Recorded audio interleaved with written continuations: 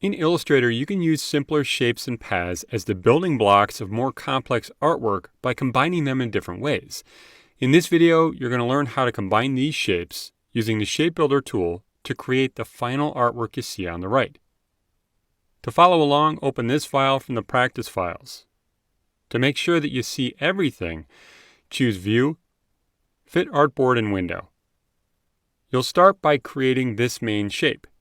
Here there's a circle and a rectangle that are overlapping. They need to be combined into a single shape to give us this shape in the final artwork. Now to combine these shapes, you first need to select them.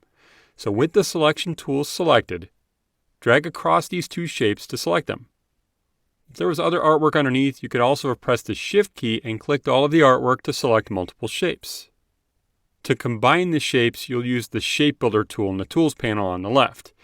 So select the Shape Builder tool and drag across both shapes to combine them.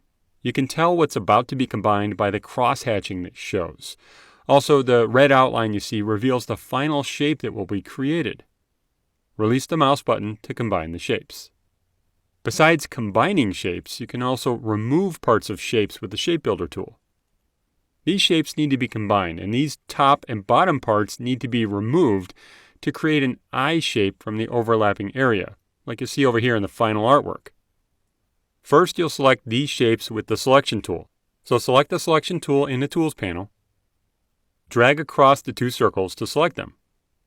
Select the Shape Builder tool in the Tools panel, and to remove parts of these shapes, press the Option key on Mac or the Alt key on Windows, and you'll see a minus sign in the pointer. When you click, whatever's highlighted will be removed.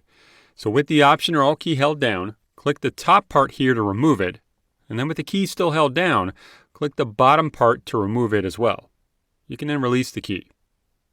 Now you'll move this eye shape onto the other shapes to start putting them together. So select the Selection tool in the Tools panel again, and drag the eye onto the first shape you combined. Now you'll create this small moon shape you see in the final artwork from these two small circles. So select these circles by dragging across them, and to zoom in a little to make it easier to see, choose View, Zoom in. Select the Shape Builder tool in the Tools panel, and so that you can remove parts of these shapes, press the Option key on Mac or Alt key on Windows, and this time drag from the right to the left into the overlapping shape to remove those parts and leave a crescent moon shape. Release the mouse button and then the key.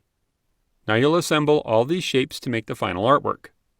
So select the Selection tool again, and with this moon shape still selected, drag it onto this black circle.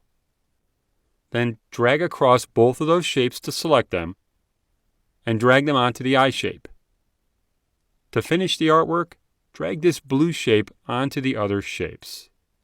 Now that you know how to combine shapes in different ways with the Shape Builder tool, experiment with your own artwork.